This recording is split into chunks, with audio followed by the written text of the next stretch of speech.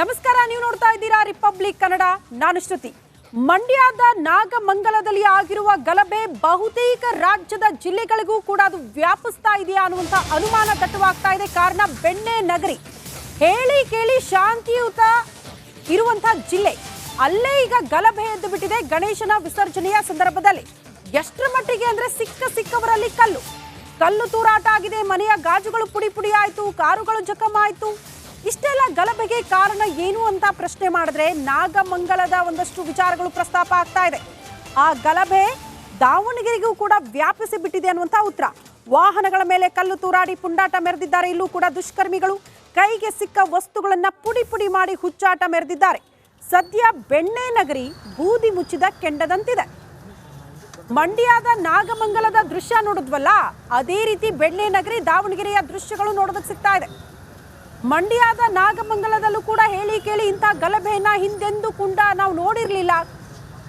ಅಲ್ಲಿನ ಸ್ಥಳೀಯರೇ ಹೇಳಿರುವಂಥ ವಿಚಾರಗಳಿವೆ. ಬೆಣ್ಣೆ ನಗರಿ ಕೂಡ ಅದೇ ರೀತಿ ಕಾಣಿಸ್ತಾ ಇದೆ. ಯಾವತ್ತೂ ಕೂಡ ಇಂಥ ಗಲಭೆಗಳಿಗೆ ಸಾಕ್ಷಿಯಾಗಿರಲಿಲ್ಲ. ಕಿಡಿಗೇಡಿಗಳನ್ನ ಜಾಲಾಡಿ ಬೆಂಡೆತ್ತಿದ್ದಾರೆ ಎಸ್ಪಿ. ಸ್ಥಳದಲ್ಲೇ ಎಸ್ಪಿ ಉಮಾ ಪ್ರಶಾಂತ್ ಅವರು ಠಿಕಾಣಿ ಹೂಡಿದ್ದಾರೆ ಅನ್ನೋದರ ಡೀಟೇಲ್ಸ್ ಕೂಡ ಸಿಗ್ತಾ ಇದೆ. 18 ಆರೋಪಿಗಳನ್ನ ಈ ಗಲಭೆ ಪ್ರಕರಣಕ್ಕೆ ಸಂಬಂಧಪಟ್ಟಂತೆ ಬಂಧಿಸಲಾಗಿದೆ. ಅವ್ರನ್ನ ಈಗ ನ್ಯಾಯಾಧೀಶರ ಮುಂದೆ ಹಾಜರುಪಡಿಸಿದ್ದಾರೆ ಅನ್ನೋದರ ಡೀಟೇಲ್ಸ್ ಸಿಗ್ತಾ ಇದೆ. ನ್ಯಾಯಾಧೀಶರ ಮುಂದೆ ಅನ್ಯ ಕೋಮಿನ ಯುವಕರನ್ನ ಹಾಜರುಪಡಿಸಲಾಗಿದೆ. ಗಣೇಶ ಮೂರ್ತಿ ಪ್ರತಿಷ್ಠಾಪನೆ ಮಾಡಿದ್ದ ಯುವಕರು ಹಾಜರಾಗಿದ್ದಾರೆ. ಬಿಗಿ ಭದ್ರತೆಯಲ್ಲಿ ನ್ಯಾಯಾಧೀಶರ ಮುಂದೆ ಹಾಜರುಪಡಿಸಲಾಗಿದೆ. ನಿನ್ನೆ ಗಣೇಶ ಮೂರ್ತಿ ವಿಸರ್ಜನೆಯ ಸಂದರ್ಭದಲ್ಲೇ ಕಲ್ಲು ತೂರಲಾಗಿತ್ತು. ಎಷ್ಟರ ಮಟ್ಟಿಗೆ ಅಂದ್ರೆ ಸಿಕ್ಕವರ ಮೇಲೆ ಹಲ್ಲೆಗೆ ಯತ್ನ ಕೂಡ ಆಗಿರುವ ದೃಶ್ಯ ನಾವು ಗಮನಿಸ್ತಾ ಇದ್ವಿ.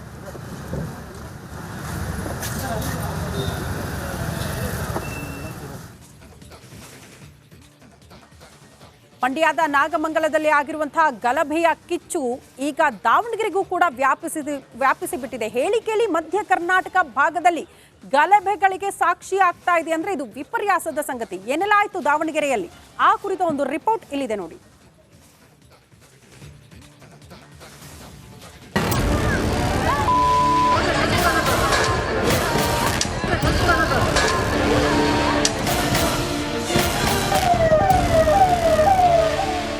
ದಳ್ಳೂರಿಗೆ ನಾಗಮಂಗಲ ಹೊತ್ತಿ ಉರಿದಿದೆ. ಕೋಮುಗೇಡಿಗಳ ಅಟ್ಟಹಾಸಕ್ಕೆ ಕೆಂಡ ಮಂಗಲ ನಲುಗಿ ಹೋಗಿದೆ.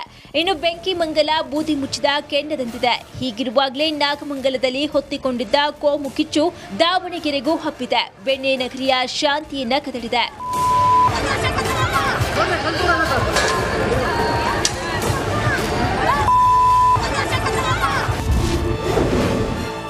ಆಗ ನಾಗಮಂಗಲ, ಈಗ ದಾವಣಗೆರೆ. ಗಣೇಶ ವಿಸರ್ಜನೆ ವೇಳೆ ಕಲ್ಲು ತೂರಾಟ.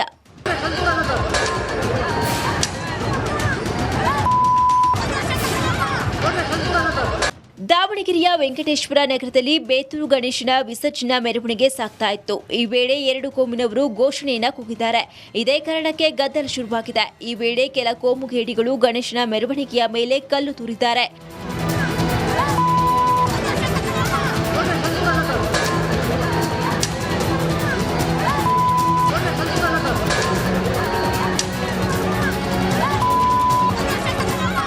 ಕೂಡಲೇ ಲಾಠಿ ಹಿಡಿದು ಫೀಲ್ಡ್ಗಿಳಿದ ಎಸ್ಪಿ ಉಮಾ ಪ್ರಶಾಂತ್ ಪರಿಸ್ಥಿತಿಯನ್ನ ಹತೋಟಿಗೆ ತಂದಿದ್ದಾರೆ.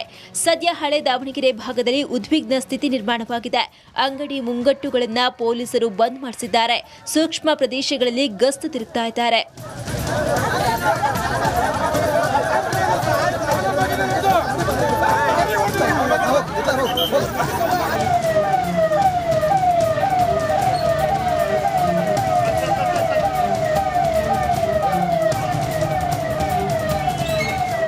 ಘರ್ಷಣೆ ಬಳಿಕ ದಾವಣಗೆರೆಯಲ್ಲಿ ಪ್ರಕ್ಷುಬ್ಧ ವಾತಾವರಣವಿರುವ ಕಾರಣ ಪೊಲೀಸ್ ಇಲಾಖೆ 144 ಸೆಕ್ಷನ್ ಜಾರಿ ಮಾಡಲು ಮುಂದಾಗಿದೆ.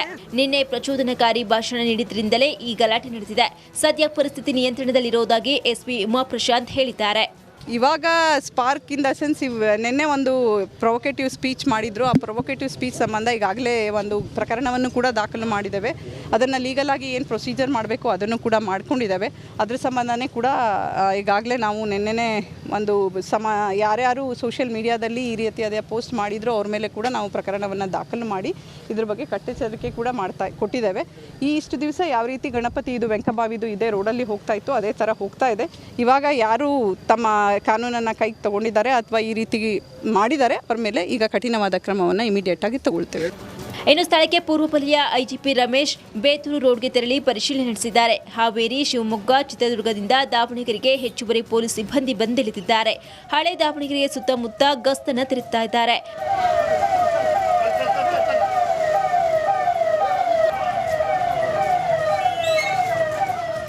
ಇದನ್ನೆಲ್ಲ ನೋಡ್ತಾ ಇದ್ದರೆ ರಾಜ್ಯದಲ್ಲಿ ಗಣೇಶ ವಿಸರ್ಜನಾ ಮೆರವಣಿಗೆಗಳೇ ಟಾರ್ಗೆಟ್ ಆಗ್ತಿದ್ಯಾ ಅನ್ನೋ ಪ್ರಶ್ನೆ ಹುಟ್ಟಿರೋದಂತೂ ಸುಳ್ಳಲ್ಲ.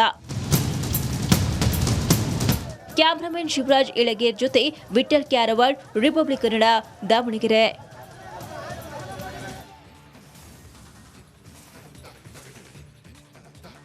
ಬೆಣ್ಣೆ ನಗರಿ ದಾವಣಗೆರೆ ಸೂಕ್ಷ್ಮ ಪ್ರದೇಶ ಅಂತೂ ಅಲ್ವೇ ಅಲ್ಲ. ಕಾರಣ ಶಾಂತಿಗೆ ಹೆಸರುವಾಸಿ ದಾವಣಗೆರೆ. ಅಂಥದ್ರಲ್ಲೇ ಗಣೇಶ ವಿಸರ್ಜನೆಯ ಸಂದರ್ಭದಲ್ಲಿ ಇಷ್ಟು ದೊಡ್ಡ ಮಟ್ಟದ ಗಲಭೆ ಎದ್ದಿದೆ. ಅಲ್ಲಿ ಗಮನಿಸಬೇಕಾಗಿರುವಂತಹ ವಿಚಾರ ಏನು ಗೊತ್ತಾ? ಡಿವೈಎಸ್ಪಿ ತಮ್ಮ ಜೀವದ ಹಂಗು ತೊರೆದು ಹೋರಾಟಕ್ಕೆ ಮುಂದಾಗಿದ್ದಾರೆ. ಅದರ ಎಕ್ಸ್ಕ್ಲೂಸಿವ್ ದೃಶ್ಯವನ್ನ ರಿಪಬ್ಲಿಕ್ ಕನ್ನಡ ನಿಮ್ಮ ಮುಂದೆ ಇಡ್ತಾ ಹೋಗುತ್ತೆ.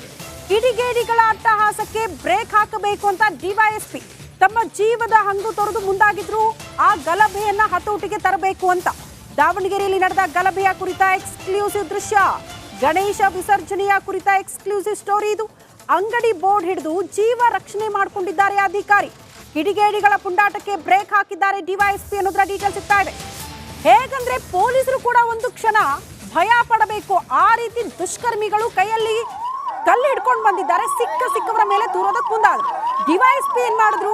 ಅಲ್ಲಿರುವಂತಹ ಅಂಗಡಿ ಬೋರ್ಡ್ ಅನ್ನ ಕೈಯಲ್ಲಿ ಹಿಡ್ಕೊಂಡು ತಮ್ಮ ಜೀವ ರಕ್ಷಣೆ ಮಾಡ್ಕೊಂಡಿದ್ದಾರೆ. ಜೊತೆಗೆ ಅಲ್ಲಿರುವಂತಹ ಕಿಡಿಗೇಡಿಗಳ ಹೆಡೆಮುರಿ ಕಟ್ಟಿದ್ದಾರೆ ಅನ್ನೋದಕ್ಕೆ ಸಾಕ್ಷಿ ಆಗ್ತಾ ಇದೆ ಈ ದೃಶ್ಯ. ದಾವಣಗೆರೆಯಲ್ಲಿ ಆಗಿರುವಂತಹ ಗಲಭೆಗೆ ಸಂಬಂಧಪಟ್ಟಂತೆ ಒಂದೊಂದೇ ದೃಶ್ಯಗಳು ರಿಪಬ್ಲಿಕ್ ಕನ್ನಡಕ್ಕೆ ಲಭ್ಯ ಆಗ್ತಾ ಇದೆ. ಡಿವೈಎಸ್ಪಿ ಜೀವದ ಹಂಗು ತೊರೆದು ಅಂಗಡಿ ಬೋರ್ಡ್ ಅನ್ನ ಕೈಯಲ್ಲಿ ಹಿಡ್ಕೊಳ್ತಾರೆ.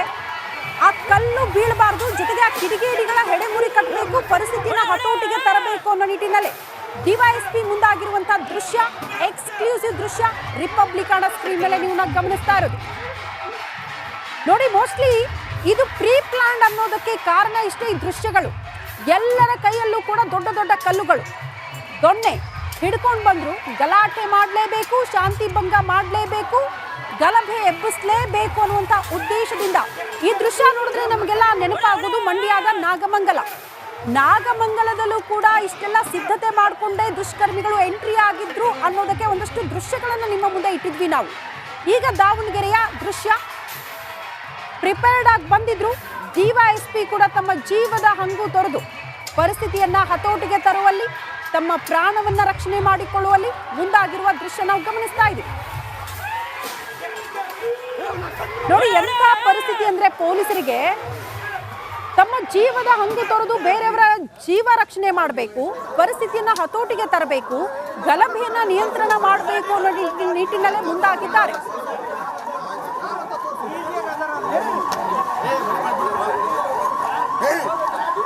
ಬೆಣ್ಣೆ ನಗರಿ ಜನ ಪ್ರಶಾಂತ್ ಡಿವೈಎಸ್ಪಿ ತಮ್ಮ ಜೀವದ ಹಂಗು ತೊರೆದು ಅಂಗಡಿಯ ಬೋರ್ಡ್ ಹಿಡ್ಕೊಂಡು ಆ ಕಲ್ಲು ತೋರ್ತಾ ಇದ್ರಲ್ಲ, ಆ ಸಂದರ್ಭಕ್ಕೆ ತಮ್ಮ ಪ್ರಾಣವನ್ನ ರಕ್ಷಣೆ ಮಾಡ್ಕೊಂಡಿದ್ದಾರೆ. ಜೊತೆಗೆ ಪರಿಸ್ಥಿತಿನ ಕಂಟ್ರೋಲ್ ಮಾಡ್ತಾ ಇರುವಂತಹ ದೃಶ್ಯ ಸ್ಕ್ರೀನ್ ಮೇಲೆ ಗಮನಿಸ್ತಾ ಇರೋದು.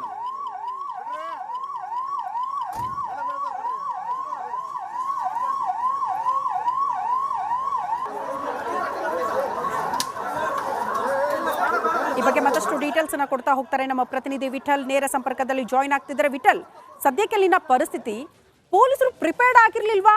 ಅತಿ ಹೆಚ್ಚಿನ ಭದ್ರತೆ ಒದಗಿಸಬೇಕು, ಯಾವುದೇ ರೀತಿಯ ಅಹಿತಕರ ಘಟನೆಗಳಾಗಬಾರದು. ಸಪೋಸ್ ಇಂಥ ಸನ್ನಿವೇಶ ಬಂದ್ರೆ ಹೇಗೆ ರಕ್ಷಣೆ ಮಾಡೋದು, ಹೇಗೆ ಹತೋಟಿಗೆ ತರಬೇಕು ಅನ್ನೋದ್ರ ಬಗ್ಗೆ ಪ್ರಿಪೇರ್ಡ್ ಆಗಿರ್ಲಿಲ್ವಾ ಅನ್ನೋದು ಒಂದು ಪ್ರಶ್ನೆ.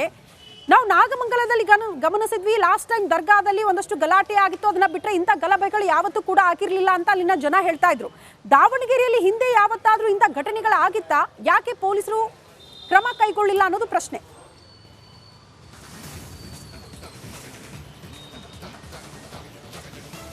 ಖಂಡಿತ ಶ್ರುತಿ, ಏನಂದರೆ ಪ್ರಮುಖವಾಗಿ ನಾಗಮಂಗಲದಲ್ಲಿ ಏನೋ ಘಟನೆ ಆದ ನಂತರ ನಿಜಕ್ಕೂ ದಾವಣಗೆರೆ ಸೇರಿದಂತೆ ಇಡೀ ರಾಜ್ಯದಲ್ಲೇ ಆ ಜಿಲ್ಲಾಡಳಿತ ಎಚ್ಚೆತ್ತುಕೊಳ್ಬೇಕಾಗಿತ್ತು. ಆದರೆ ಎಲ್ಲೋ ಒಂದು ಕಡೆ ಈ ವಿಚಾರದಲ್ಲಿ ದಾವಣಗೆರೆ ಜಿಲ್ಲಾಡಳಿತ ಮತ್ತು ಪೊಲೀಸ್ ಇಲಾಖೆ ಎಲ್ಲೋ ಒಂದು ಕಡೆ ಸಣ್ಣ ನಿರ್ಲಕ್ಷ್ಯಕ್ಕೆ ಒಳಗಾಗಿದೆ ಅಂತಲೇ ಹೇಳ್ಬೋದು. ಯಾಕಂದರೆ ಅದಕ್ಕೆ ಸಾಕ್ಷಿ ನಿನ್ನೆ ನಡೆದಿರುವಂಥ ಘಟನೆನೇ ಒಂದು ಪ್ರಮುಖ ಕಾರಣ ಅಂತ ಹೇಳ್ಬೋದು.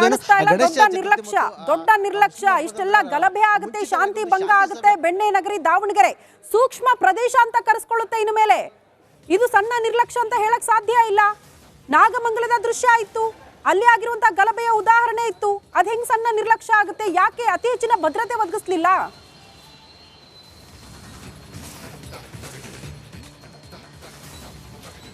ಖಂಡಿತ ಶ್ರುತಿ, ಎಲ್ಲೋ ಒಂದು ಕಡೆ ಪೊಲೀಸ್ ನಿಜವಾಗೂ ಭಾಳ ದೊಡ್ಡ ಎಡವಟ್ಟನ್ನೇ ಮಾಡ್ಕೊಂಡಿದೆ ಅಂತಲೇ ಹೇಳ್ಬೋದು ಆ ಘಟನೆ ನೋಡಿದರೆ. ಯಾಕಂತಂದರೆ ಅಲ್ಲಿ ಇರುವಂಥ ದುಷ್ಕರ್ಮಿಗಳು ನಿಜಕ್ಕೂ ಪೊಲೀಸರನ್ನು ಸಹ ಬಿಟ್ಟಲ್ಲ, ಪೊಲೀಸರ ಮೇಲೆ ಸಹ ಒಂದು ಕಲ್ಲು ತೂರಾಟವನ್ನು ಮಾಡಿದ್ದಾರೆ.